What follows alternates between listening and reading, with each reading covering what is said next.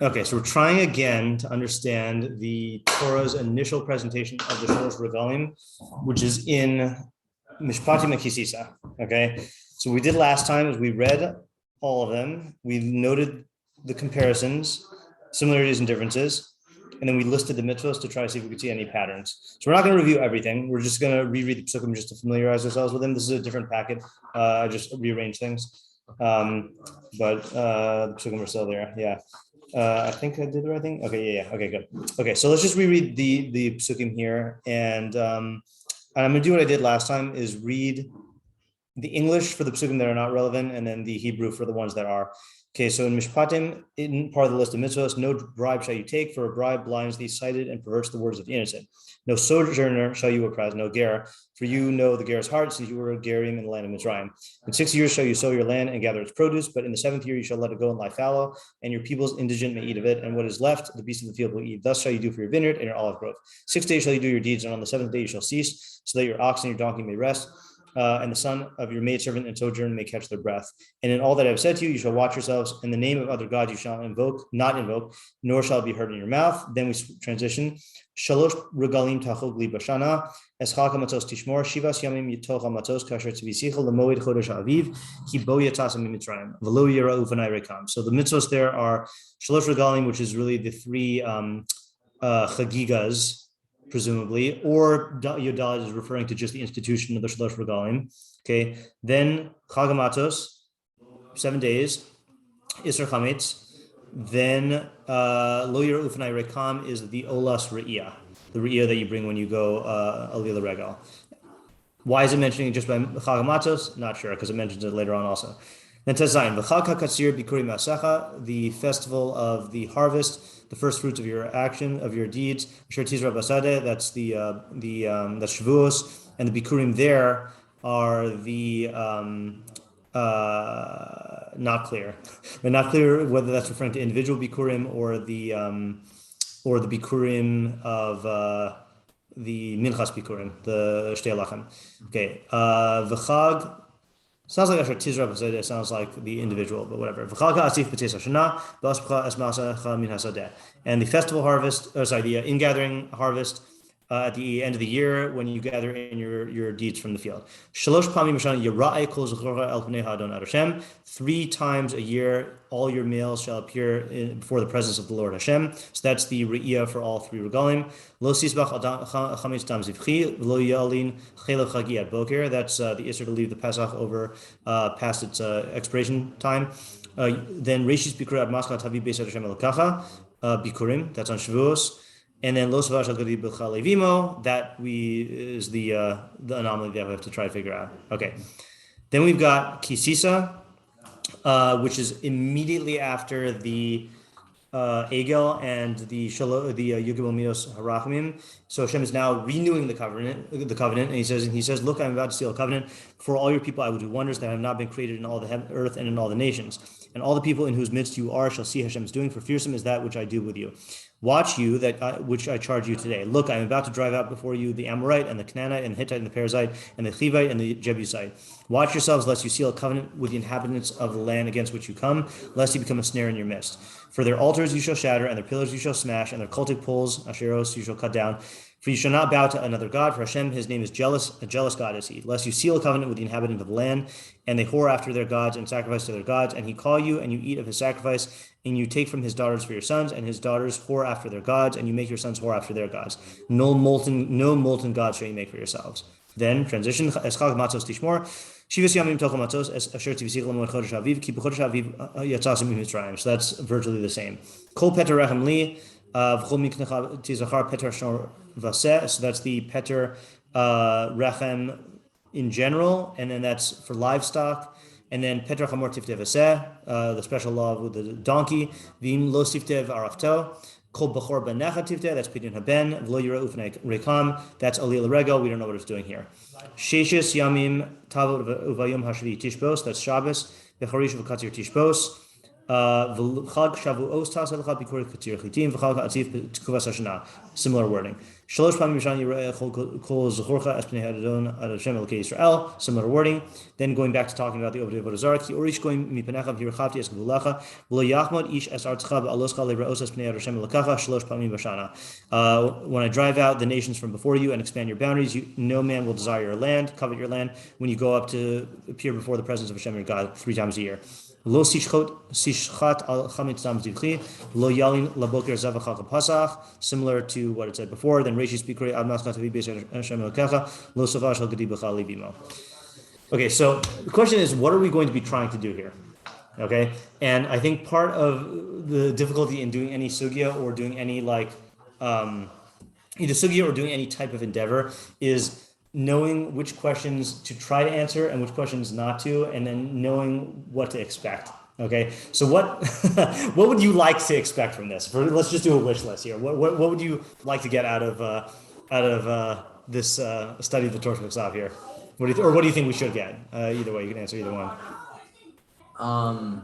Get an understanding of why this is where it is and what exactly does it teach you from how it's written. Okay, so why this is where it is and what does it teach you? So the why it is where it is, there I think the main question is going to be more on Sisa, because in Mishpatim, first of all, for us to answer that, we would have to do all of the mitzvahs of Mishpatim to see why those mitzvahs are presented. So that's really not going to be our endeavor. Question is going to be, why do these appear again after the Chet Egal, especially given the fact that they were stated 10 prakim earlier. Okay, right? Yeah.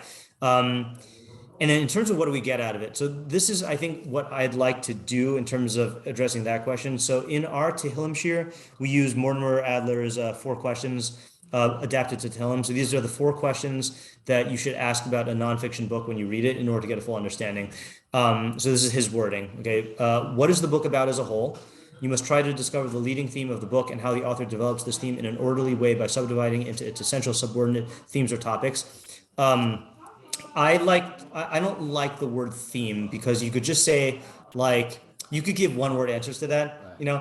I like main idea, which you should be able to state in a sentence or 4. Okay, right? Like in a short, an idea, what is this teaching you? So that's one way to say, what are you getting out of it? Okay.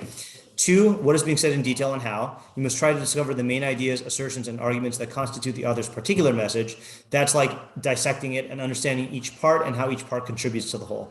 3, is this book true in whole or in part? You must make up your own mind. Knowing the author's mind is not enough. Obviously, if you're reading something that's not Nevos Moshe, then you need to do that in order to be a responsible learner.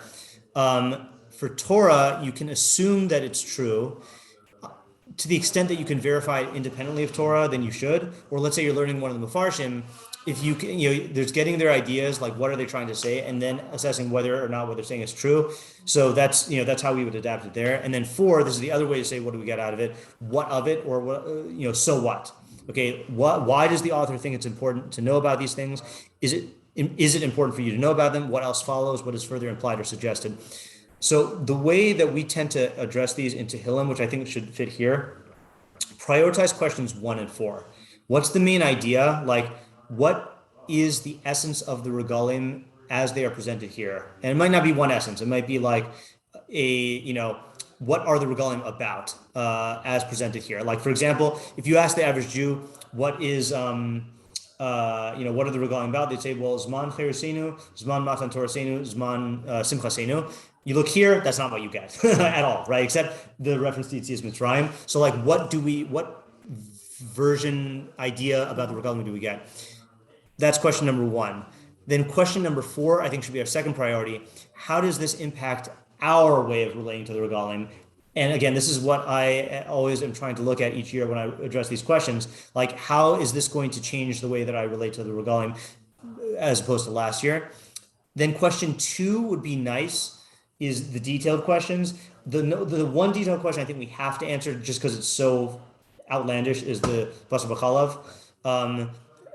And then the third question is the least important in terms of our priority here. Okay, so let's just try on our own. What I want to do is, I have the Ralbag, which I'd like to go into, but are there any moves that we can make on our own here? That just so that when we do the Ralbag, then we'll maybe have already have intuitions. I know we started analyzing it last time, but like, what do you just observations? Like, it doesn't have to be full ideas. What do you see here? And let's do this. Let's focus on Mishpatim, because I think I'd like to focus on Mishpatim and then like use that to approach Sisa, because Sisa is only adding and recontextualizing.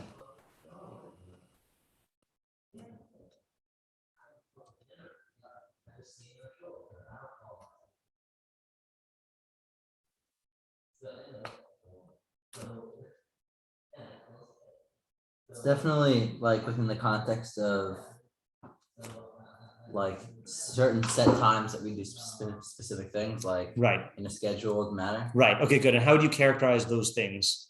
Like, what types of things are you talking about? Or are you talking about, are you just talking about the regalim? Well, the context also. Okay, right. About Shemitah and Shalosh. Okay, good. Right. Okay, yeah, I did not notice that. Right. So that part really seems to begin with the Shemitah in 10 and 11, and then Shabbos in 12. 13 doesn't quite fit, right? And then the times in the year. And this is in terms of the agricultural year. Right, agricultural year. Okay, right. So definitely the predominant theme here is agriculture, right? Yeah. Agriculture and its role in the year. Okay, I think that's going to be our leading clue here. As opposed to what? Like, what's the other way? What would be the other way to characterize the regalim? Like commemorating Nisim. Exactly, right. So though I personally like the way that Rabbi Zucker put it in one of his shirim, that each of the regalim has a hashgacha pratis theme and a hashgacha klalis theme. Okay, right? So Pesach, in the hashgacha pratis theme, Pesach is Yetzias Mitzrayim and the Cherus.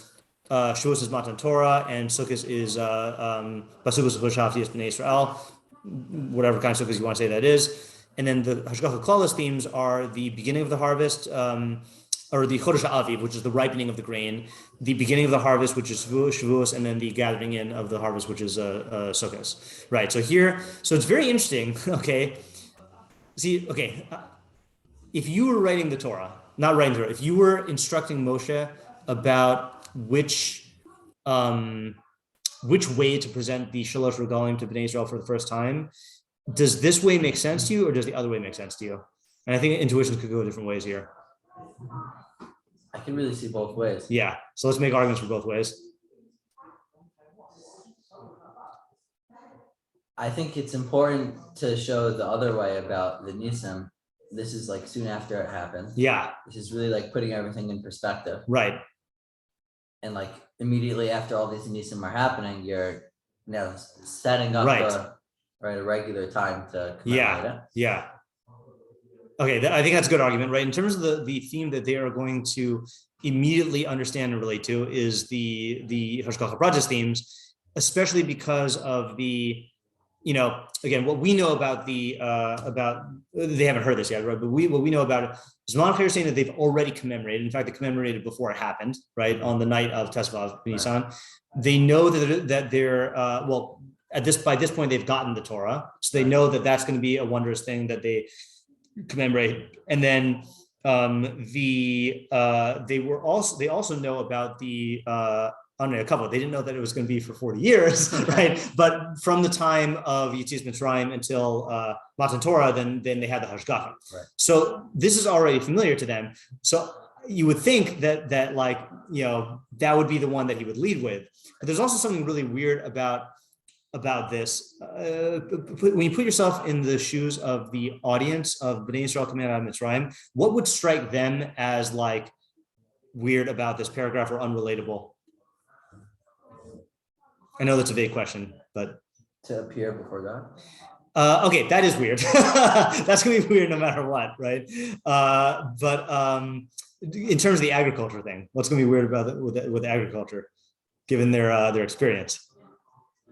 Well, they have man. Oh, no, that's after, right? Well, they did get man between Yetzias Mitzrayim and Sinai, so they will have already gotten man at this point. Okay. I'll give you. They're not really part of this, like, agriculture. Exactly, right? Why not? Well, they were in Egypt. Yeah. Being slaves, they were like, I don't know what. I don't think agriculture stuff. Right. And then they were in the desert for a long time. So it's interesting. So I think I was thinking more of the Egypt thing, but you're right about the desert. But in Egypt, so they were not landowners, right? But the other thing also is Egypt didn't go based on the seasons, right? It went based on the Nile and its flooding and stuff like that, So I don't even know. This is just ignorance on my part, but like I don't know at what times these things occurred. I know that the Torah is always making a big deal about how Eretz Yisrael is the land that's dependent on rain and the rainy season and stuff in its proper time. And Egypt is not. So I don't know if things are at a different time. I guess we should figure that out. But definitely the whole concept of being in charge of agriculture is foreign to them. Right. So given what we just said, I think this sets up a good step that we can take is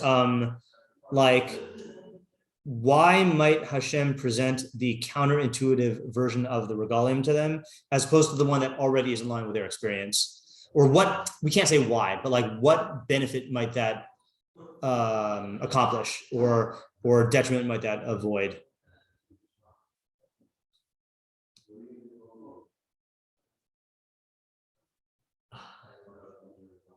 And there's not necessarily one answer. I'm just, voicing my questions here. And by the way, he does explicitly refer to their experience in Egypt with the, he explicitly reminds them in Tess, so he's already he brought that up right now. And then, that's already on their mind when they're hearing this. Right. It definitely takes it out.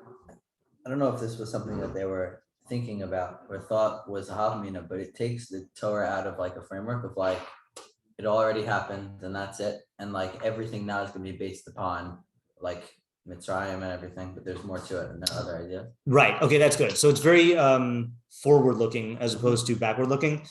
And this is the next phase. I mean, again, we're not for the all the problems in Sefer Bamidbar, then this would have led right into going to Eretz Yisrael. So I think that's the thrust I'm getting also, is that this is setting them up for life in the land. And here's the thing is that I think this is I'm just going to say this in a way that will set us up for what we read in the Ralbag based on what we did last time, is there are certain pitfalls we know of that they are going to encounter, especially in regards to their produce, right? We know this from Sefer Devarim, let's take the most known one. What's the pitfall at Sukkot's time of Chag HaAsif when they're gathering everything in? What's the psychological or the Kohi Votamiyadi thing, right? Okay, so in other words, they have not yet experienced that because they haven't owned anything and they haven't had any stuff. So setting them up for how to relate to their produce and putting all the systems in place before they go in is going to be much more effective. So I think that seems like a good assumption for what this is trying to accomplish. Okay, so let's now switch to the Ralbag, and then and the reason why I'm doing the Ralbag, other than the fact that I like the Ralbag, is that I was looking at a lot of different Mefarshim here.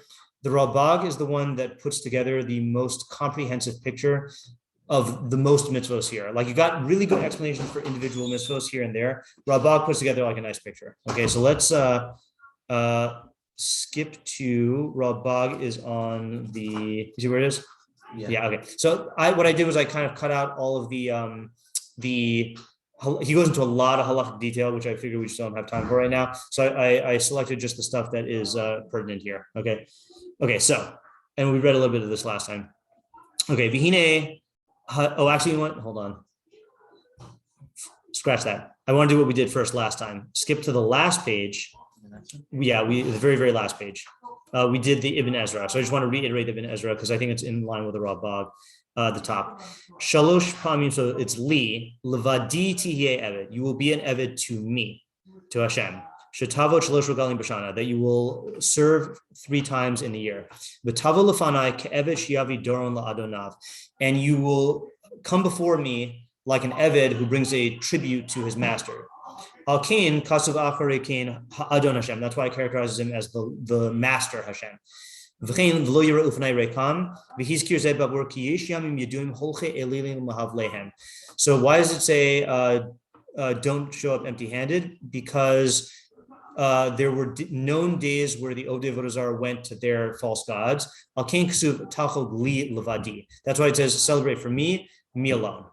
Okay, so now, given what we said about the audience here, okay, why might this message be important, or how might they take this message here? I know this is, again, a vague question, but I'm just trying to like connect this to what we set up from before. And he's making 2 points here, right? Is that you're going to be an Eved to me, and therefore you should relate to me, Hashem, like an Eved relates to an Adon. And what you should not be doing is doing these known days, these known celebrations that are that the Ovdei Avodah Zarah do. Right. Well, there's like a set way that I guess people in the world would generally like, instead of they go to their Avodah Zarah after they get their new produce, which the Jews haven't ever had yet. Right. So now God's preempting it and saying, right, to come to me. And stuff. Okay. So what emotion like is that targeting? And it definitely Kochi Otamiyadi is relevant, but I think like by saying I am the master, like what's the Havamina? That they're the master. Okay, right. So there is always a danger with when an Eved goes free, that the Eved will take on. So there's a slave mentality, right, that the Torah combats in many places, especially in the Yetzias Mitzrayim.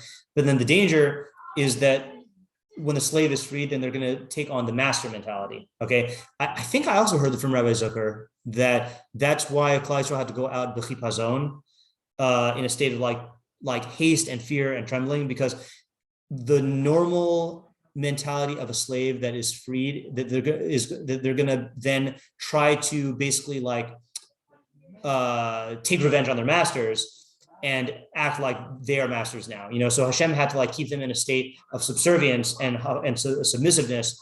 And now he's saying, okay, when you go into the land, don't fall into the trap of thinking that you're the master, recognize that I am the master. Okay, but then where is this danger coming from that they're going to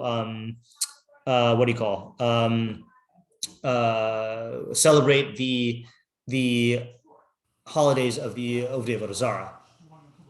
Where's that coming from? I mean, that's not coming from Mitzrayim, because the Mitzrayim has different holidays, and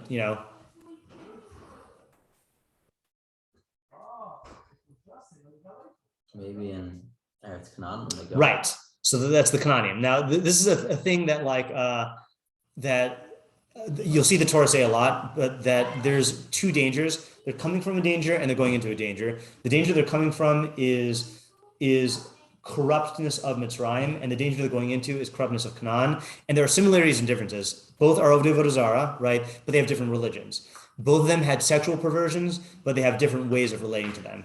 I'm going to pause for a second to give a theory. Hold on.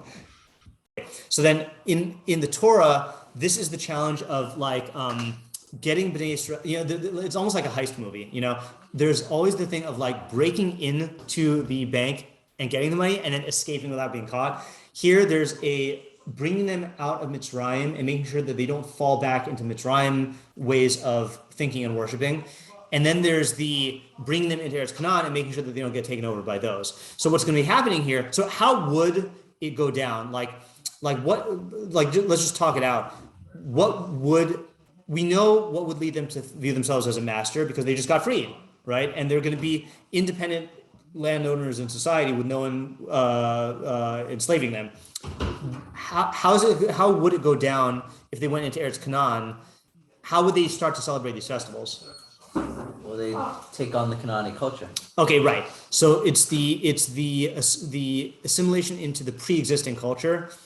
And what do you think would make them though gravitate towards that, towards these festivals? What do you think?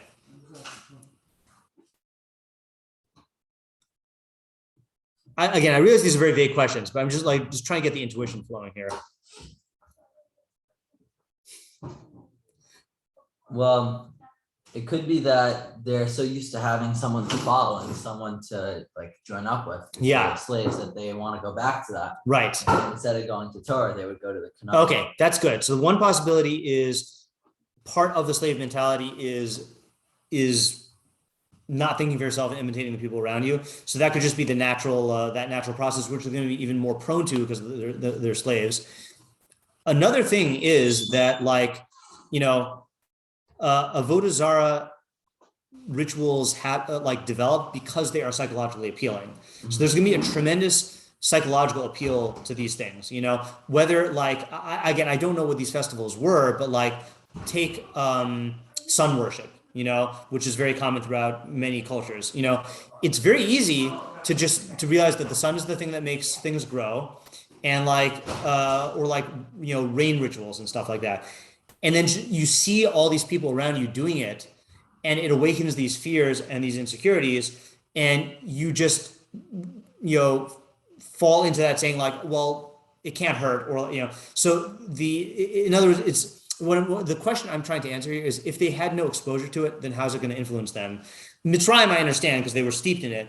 The way it's going to expose, the way it's going to have a pull is the intrinsic pull of these things combined with the normal assimilation dynamics. Okay, so I think this, even though Ibn Ezra is very sparse, I think this is going to set us up for the Ralbag. Okay, so let's do the Ralbag. And again, we did the first couple sentences last time. Okay, Ralbag in Mishpatim. So he says, "V'hinei hatuelos bezos hareia hi lahoros inyan beis hamikdash." Oh, sorry, liros inyan beis hamikdash. The purpose of this re'ia is to see the matter of the Beis Hamikdash. Shehu more al metzius Hashem yis'alav al hagdolos shebesodos hanimsaos, which points to the existence of Hashem and the greatest secrets of existence. Now, I explained last time that the Ralbag holds that the Mishkan and the Mikdash are symbolic educational models that point you to specific ideas. The closest thing I've been to, which is a weird analogy, is earlier this year I went to the Museum of Natural History, and they have this huge atrium where the planetarium is, and everything is it's to scale models of where all the planets are in relation to the sun and how big they are, So it's you're walking around seeing exhibits and learning about the stuff. Okay, that's how we learned the Beis Hamikdash was. Okay, and I think there's another way that the Mikdash is more al Metzius Hashem, is you have to remember that the Mikdash was an awe-inspiring place. So I've not been in these big Avodah Zarah temples and stuff. I bet, from what I hear, if you go into the Sistine Chapel, it is an overwhelmingly awesome experience. If you go into these Buddhist temples or whatever, it is an awe-inspiring experience. And when the entire society is viewing this as a manifestation of God's greatness, it reinforces the reality of Hashem's existence, on a psychological level. Okay. That's why God commanded to offer a korban at the time when you make the appearance. Oh, so just to explain this here. Okay, so what does he mean that it's for this reason that God commanded us to bring a korban at the time of the appearance? I mean, he says that the purpose of it is to see the Beis Hamikdash and to appreciate the existence of Hashem and the ideas, and that's why God commanded the korban. I feel there needs to be some dots connected. If I told you, for example, God commanded us in the Korban Pesach as a way to reject Avodah Zarah, and I said, explain how that works. You could explain, well, Egypt worshipped the lamb, and they take the lamb and they put his blood and whatever. So what's the mechanism here that connects the Tam and Mitzvah to the Tzivui itself?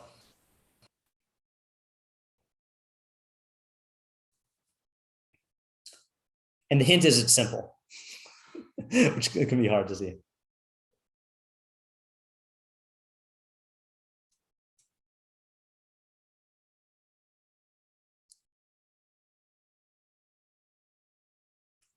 Maybe by bringing these karbanos to God, you're going to recognize these ideas. Okay, so one approach to take, and the Ralbag is a big fan of this approach in general, is to say that there's somehow a gateway to these ideas in the korban itself. Okay, it's very possible that the Ralbag says that elsewhere. Okay, he doesn't say it here, but it's possible that he says that. I don't know what his theory is about the korban olah. We do know that the olah is burned entirely on the mizbeach and it's kula l'Hashem. So maybe there's ideas like that. I think it's much simpler. Okay, which is that what would happen if you didn't have this korban? Everybody would just come. Right. or like you right. So I mean, you just go to the mikdash and then like that's it. I think it's even simpler. This is how you get to mikdash. Okay. In other words, there are people make pilgrimages for all sorts of reasons, but if it's not tied to a specific obligation of what you must do there, then it is much easier for it to just become like an ideal that people, like say when I say pilgrimages, like I'm not even talking religious, like people make pilgrimages to like historical, let's say like people who love Civil War, like will visit like the battlegrounds and stuff like that. There's a big difference between a pilgrimage where like it exists as this is a great place and I want to see it versus like I have to do a specific task there, So on the most minimal level, there might be other stuff also like symbolically or like whatever, or in the ideas of korbanos, but on a simple level, you have a mission to accomplish. You have to go there and bring a korban to Hashem. Okay. Second reason is what the Ralbag won't explain, but Ibn Ezra explained, which is there's an idea of reinforcing the servant-master relationship, that you don't show up to the master empty-handed. So the fact that you're giving up of your own possessions and showing that the real ownership belongs to Hashem, it also reinforces this dynamic. Okay, let's see what he says now. Ulazeh gamkein, I think this is the last thing we read last time. Ulazeh gamkein mitzvahs hachagiga az. So this is also why there's a chagiga. Lahoros ashu roish yismach adam v'yihye chogig mipnei heyosa zoche la'avodas Hashem lahasigo lefi kocho. So the chagiga does have ideas in it. It's teaching you that it is proper for a person to rejoice and to celebrate the fact that he has the merit to the zechus to serve God and to gain knowledge of Him according to his ability. Kizehu tachlis hashlemus v'tachlis hasimcha. This is of the utmost perfection and the utmost joy. Okay, so like it's a weird analogy here. This might be the idea, like this might be analogous to the idea in our society of a birthday cake. Okay, why do people have birthday cakes on their birthday? Okay, because like you involve yourself in something that's enjoyable in order to reinforce the notion that like being born is good or being alive is good, so here you're partaking, unlike the Ola, which goes Kula L'Shem, you are partaking of the Chagiga. So you're eating the Chagiga, and meat is in Simcha Ala Babasar, but it's not just so you can enjoy the meat. Okay, that would be the Shalmei Simcha, is like the purely physical aspect. This is demonstrating an idea that the true joy is being able to have avodas Hashem and to gain ideas about this. So it's like what do you call it?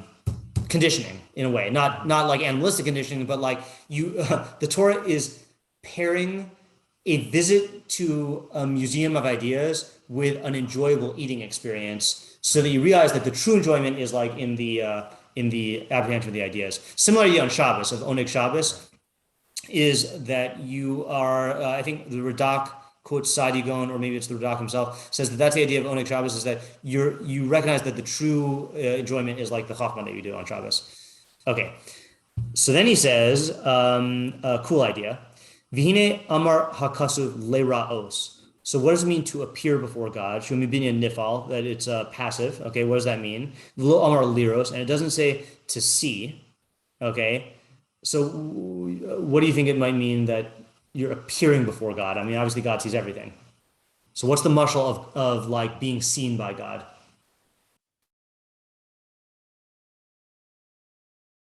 And I can give you a couple of examples of this. Like we use this in I forgot where this pasuk appears, but the eyes of Hashem are on Eretz Yisrael from the beginning of the year to the end of the year, or anytime where it's Vyar Hashem es B'nai Yisrael, God saw B'nai Yisrael, right? So what is Re'iyah in Lashon B'nai Adam, or in Mashal? It's like a recognition, but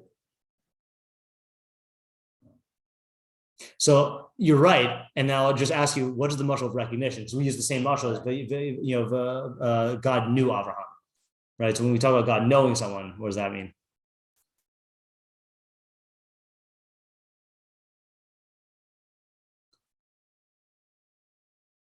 So general rule of thumb, there might be exceptions to this, is God seeing something is a mashal for hashgacha. Mhm. Okay, so this is a cool explanation here. He says, it says, the reason why it says to appear before God, meaning to be seen by God, is the horos ki bir osenu oso yir osanu v'yashgiach banu. It teaches you that when you see God, now again, you're not seeing God, but it means when you gain knowledge of God, God sees you and is mashgiach on you. So appearing before God is code for like receiving hashgacha pratis, and you're receiving hashgacha pratis because what are you spending your time doing in Mikdash? Is you're learning all these ideas about God. Okay. Yeah. Okay. So how does that work? That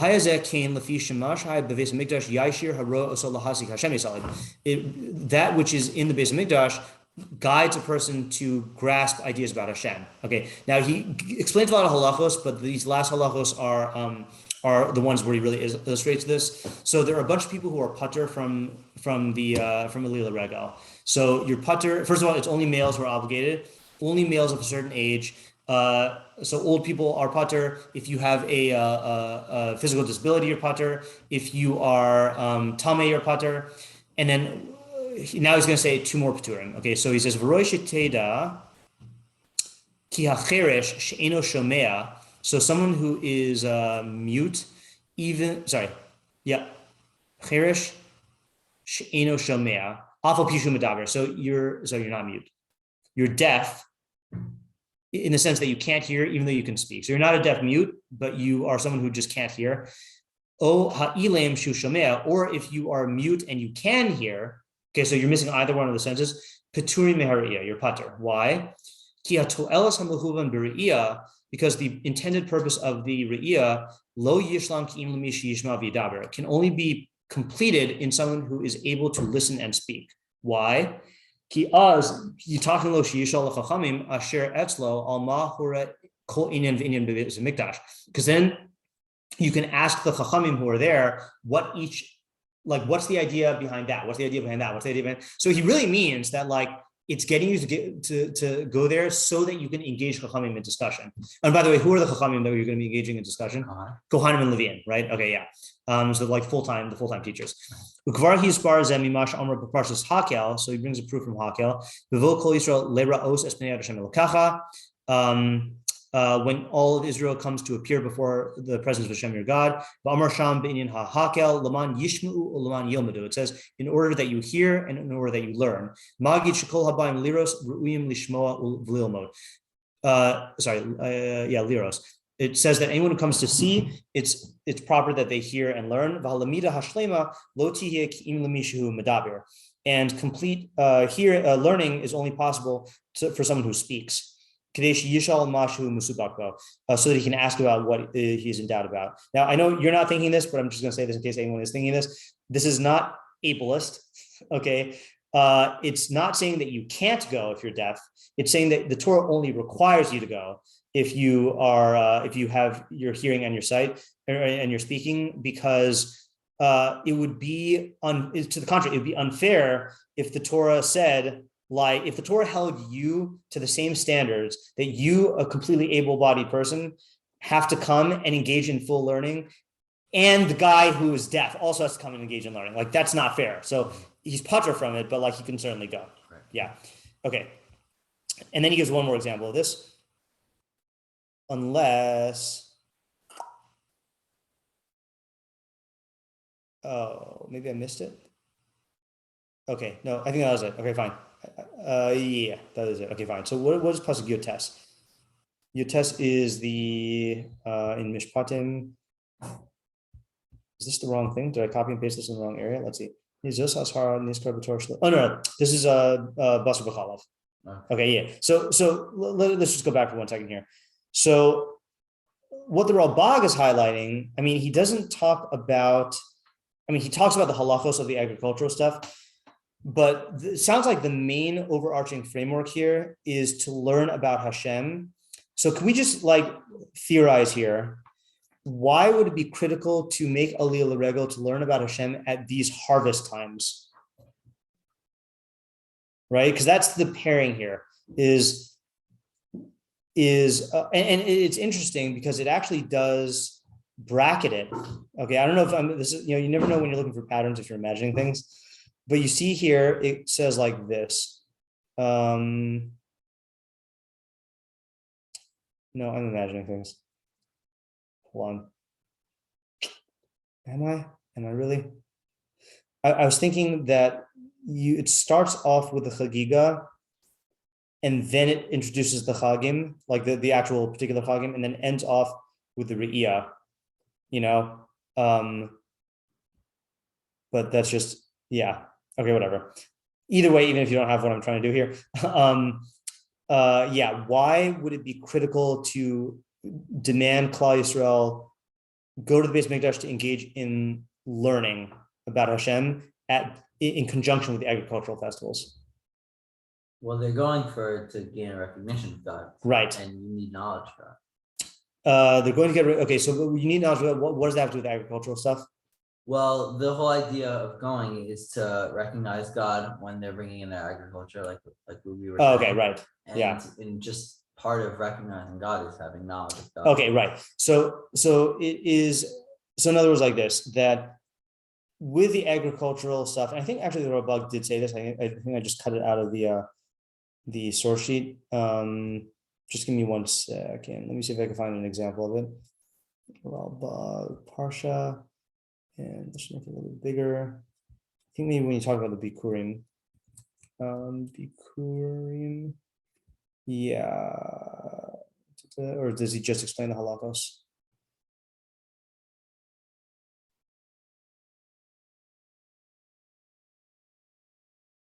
So he doesn't say it here. Maybe he says it in the partial bikurim.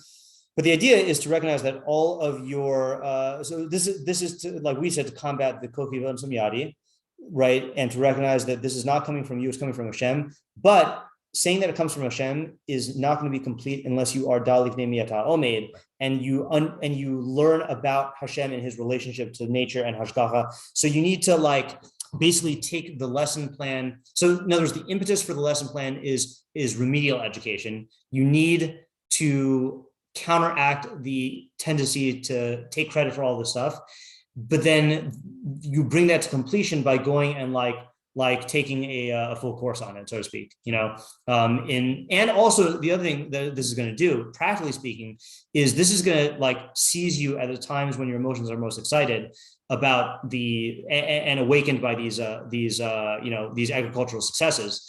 And it forces you out of that scenario to be in, we all know how much easier it is to learn in the Beis Midrash than to learn in a place that's not conducive to learning. Same thing here. If you've got learning at the office, which back then was the fields, is very different than going to the Mikdash where everyone is learning and everything is directing you to learn. So it's an extreme antidote to the threat that you're facing. Okay, so now he explains basar b'chalav. Okay, so do you have an explanation? I feel like this is the type of thing that's quoted a lot. Do you have an explanation for what basar b'chalav is doing here? I've never heard here, but okay. I just have an idea in general. Yeah. I know the Rambam said, I think he says that it's because the Avodah Zarah used to do it. Right. Okay, good. So I was hoping you would say that, and I wanted to show you inside. Okay, because I figure that's an idea that's quoted a lot. So this is in the Mora Nevuchim 348, I think. This is in the Talmud Mitzvos about food. Well, Isur basar b'chalav hari im hiyoso mazon gas ma'od b'li safek. So he does hold that it is bad quality food. Okay, it's unhealthy. V'gorim milui rav, it causes milui rav. Now, I don't know what milui is. I don't think it means it makes you really full. Oh, it's hard to digest. Okay, so it's bad for your nutrition. Okay, so Ram did hold that. Yeah, I know. It's funny because people nowadays are very quick to say kashrus isn't for health. I don't think people realize how many of the Rishonim said that kashrus is for health, and Rambam is one of them. Okay, but then he says in hadavar rachov ladati. So he says it's not improbable sheish la avodah zara b'kach shaychus, that this has some connection to avodah zara. Okay, so he's not saying for sure. He's saying it's not improbable. The shema kach, and he says maybe shema kach hayu oklin b'avodah me'avodah seha. Maybe this is what they would eat in their avodos, or be'ed me'edem, or on one of their holidays. Umimasha machazik es zeladati. Something that supports this view, according to my opinion, isur basar b'chalav his kiro pa'amim betchilas pamayim betchilas hatzivui bo kasher hizkir mitzvahs hachag shalosh pamim b'shana. So he says, you see, so he's bringing this as a raya that Isser Basar B'chalav is mentioned twice when it commands you on the mitzvahs of the chag of shalosh pamim b'shana. Ukilu yomar b'chagechem uviasacham l'biascham l'beis Hashem elokecha lo savashel mashit tivashel sham b'tzura plonis kfi shayu heim osim. So it's saying when you come to make a pilgrimage to Hashem, to his house, don't cook the food in a way that they used to cook their food on these holidays. Zehu hamiskabel yoser lefidati b'tam isura. That makes the most sense to me, according in the explanation of this isur. Ela shelo re'isi as kasav b'mesh iyanti misifrei hatzava. He says, but I haven't seen this written in their actual Avodah Zarah books. Okay, so very interesting, by the way. People talk about the Rambam giving Avodah Zarah reasons for chukim, and I think people who are skeptical will say things like the Rambam just made it up. You see from here that he's not, right? He's saying, I want to believe that Basar B'chalav was a practice of Avodah Zarah, and it's probable, but I can't say it because I can't say for sure because I haven't seen it written. But the other stuff he has seen written in the Avodah Zarah books. Now you can say that those books weren't reliable, but like the Rambam had every reason to rely on them the same way we rely on our historians. Right. Yeah. Okay. So I want to show you two other angles of that. One is in the Ralbag. Okay. The Ralbag says in 19. Actually, you know what? Let's prioritize. I made a last minute scan, which I didn't put in here, is the Abravanel. Okay, so he quotes several interpretations, one of which is the Rambam. Then he sides with the Rambam and goes on at length. So let's see what he says. I didn't finish reading this. I just saw this right before I came here.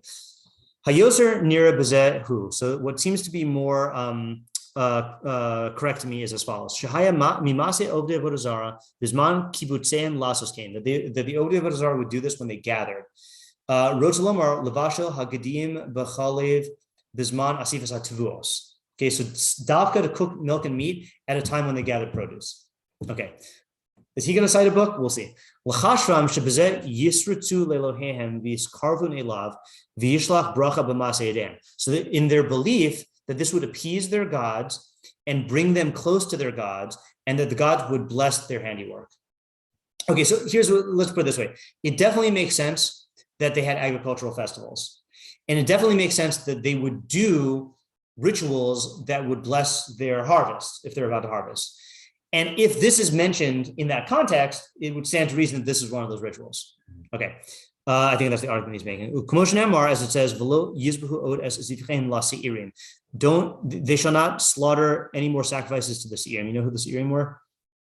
The goat demons. Oh. This is the shading. This is about the this is the pasuk that's saying why it's also to do shchutei chutz, to shecht outside the base of Mikdash, and where you can only shecht in the Mikdash is because Klal Yisrael and the ancient people used to go out to the fields and slaughter things to the demons, believing that would somehow like give them hatzlacha.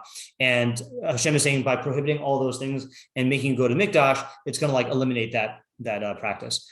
But shepherds were particularly prone to this. When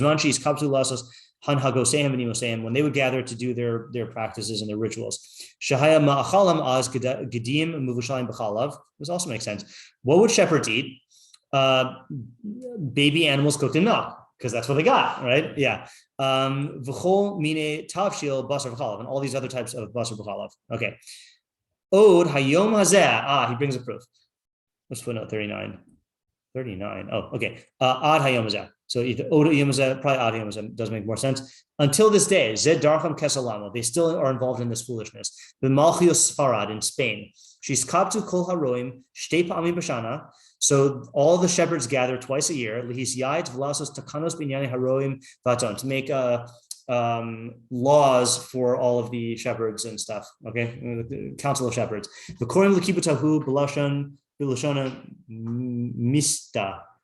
I'm assuming this is Spanish, but I don't know. Okay, so he's talking about a real thing, what they do in Spain that day. And at that time, we've researched this. Okay,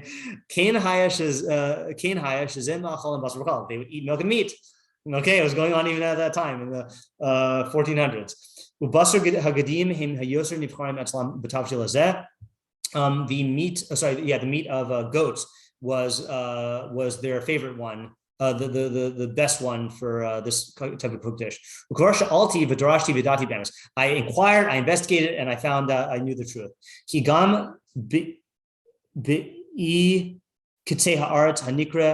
Anglatira, even in the far off islands that are called Anglatira. It might be England, right? Inglaterra sounds like England, right? Let's see if there's a footnote. Yeah, Anglia. Okay, so in England, the far off islands, right? All the way at the ends of the earth, England back then. Yeah, okay, so in England, Shisham Kamus Muflag Meaton Yoser Mikol Shar Haratos. There's more sheep than in other lands, okay? Fine, I'll take his word for it. Zegam came in Hagam Tami. That's also what they used to do. The Echsho of the MS, I think in truth, that that's why God warned them about this. That when they gather on Chag HaSukkos, lo yivashlu gdi v'chalav kedarche hagoyim. Oh, you know, it's interesting. I read to you last time, or I quoted to you a commentator who says that at the end of that parsha, of each of these parshas, it mentions one mitzvah that corresponds to each of the chagim. So it mentions lo sishchat al chametz dam zivchiv lo yalim chilev laboker zavachag pasak, that corresponds to chag matzos. Reishis b'krei baskal tavi b'esed Hashem lekecha, that corresponds to Shavuos. And then lo savash k'di b'chalav imo corresponds to Sukkos, but we didn't see how. I think the Abravanel is explaining how. Okay, so because he says at that time of chag HaSukkos,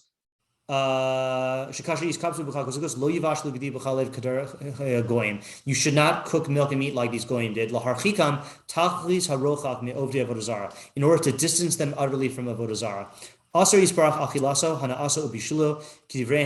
Okay, so that's why they ushered it in all these ways. So he learns that the reason why we're more machmir on basar chalav than other isurei achila is because it has to do with the avodah zarah. That's another good idea, because we are more machmir with basar chalav. Okay, so he's taking the avodah zarah approach as well. Okay, because in the interest of time, I just want to show you one more thing. We're not going to do the Ralbag on this. Ralbag says a similar thing. Then he gives an interesting symbolic interpretation that has to do with metaphor for gaining knowledge. Okay, but the question now is, why is it repeated in Sisa? So I think we have a good explanation now. Let's look at Sisa again. So why would he repeat it here in this context? Well, it's in the context of avodah zarah. Context of avodah zarah, right? It's right after the Chedei Egel. They're going into the land. He's warning them to not make a covenant with these ovdei avodah zarah and no molten God shall you make for yourselves. I feel like when Hashem says that, he's glaring at them because they just made the molten God, So the Ralbag says like this. So the Ralbag says at the end of Mishpatim, so this is the laws of Mishpatim end with Chaf Gimel. So this is the beginning of Chaf Dalet. After Hashem told Moshe these Mishpatim and Mitzvos, that's on the day that they heard their Sisa Dibros. After the people stood from afar. There's a whole chronology question about when Chaf Dalet happened. So some people, when Moshe went up to Sinai and then came down again, and then went up again, and the whatever. I didn't get into that, but he's saying it happened to the same day that they heard the Sisa Dibros. Amar elav Hashem Yisrael alei al Hashem atab Aaron nadav abihu b'shivim miziknei Yisrael kol echad lefi madragaso achar shehigid la'am es kol hadvarim es kol mishpatim v'ishtachavisim merachok l'Hashem Yisrael. So Ralbag's learning it that they hear the Sisa Dibros, they hear all the laws of Mishpatim, including the first presentation of the Regalim. Then Moshe goes up, okay? Then when he comes and to get the rest of the Torah, then when he comes down, there's the Chedei Egel. Then you have Sisa, and then now you have this. And let's see what he says here. He says, Hine Hechel Achar Zeh, after the Yigel Mamios Arachim, then Hashem begins lishnos ulhaskir ktsasa mitzvos shekadim zichram, to repeat and remind them of several mitzvos that he had already mentioned. V'hima mitzvos hamarchikos me avodah zarah. These are all mitzvos that distance you from avodah zarah. Lefi shekvar nikshalu b'avodah zarah, because at this point they'd already stumbled in avodah zarah. V'zachar im zeh ktsasa mitzvos hamoros al haniflaos she'asa Hashem Yisrael l'Yisrael b'yitzias mitzrayim of Matan Torah. He mentions a couple other mitzvos that remind you of the wonders that Hashem did for Israel when he went on Mitzrayim and at Matan Torah. So that's like Pidyon Haben and Bechor and Petra Chamor and all that stuff. Kadesh Yazkiru Inyanim V'Yirdefu Ladasas Hashem V'Lelechas Achar. And that's also to prompt them to seek knowledge of Hashem and to go after Him. Behem Chagamatos V'Nim HaBechoros V'Hashvi'isa B'Shabbos He Gamkein Zecher L'Tzias Mitzrayim Commotion Niskar B'Parshas V'Askanam. So Shabbos actually is both. It is Zecher L'Tzias Mitzrayim and it's Keneged Avodah Zarah. Right, Ram says anyone who's violated Shabbos before Hesia is equal to Avodah Zarah, and it reminds you of Masa Bereshis, which is directing you to know Hashem. And then he goes on here. Okay, we're going to stop here because it's 8:00. But I think the takeaway, and I don't want to continue this next week unless I find something drastically new. I think I want to go into a different angle here. But I think the takeaway here to think about is that the initial presentation of the Moadim is there to distance the Jews from the Avodah Zarah they came from and the Avodah Zarah that they're going to, especially at a time when there are temptations to engage in Avodah Zarah because of the agricultural success and the practices of the nations around them. So the question I have, and we can think about this, is we don't relate to the Regalim this way, because we're not in an agricultural society. And I also don't think that we think about the Avodah Zarah rejection dimension of the Regalim. I think we think about the Hashgacha Pratis dimension, which obviously, is connected to Hashem. But the question is there a way to become more cognizant of the agricultural dimension of the Regalim in the way that we observe the Regalim? And are there parallel Avodah Zarah dangers that we face in our society when Avodah Zarah has gone through so many changes that we can utilize the Regalim to counteract? That's the homework question. Okay, all right, good. So next week, I don't know what I'm gonna do, but right. I think this is a good exploration for this year. I'm content. I got a little, the key is you just get something new from the way you engage the Regalim every year, and then you build on it the next year. Right. So I think we got that. Yeah. Okay, and there's more in the Ralbag that's good, but yeah, I think it's good to stop now. Thank you. Yep, thanks for coming. All righty.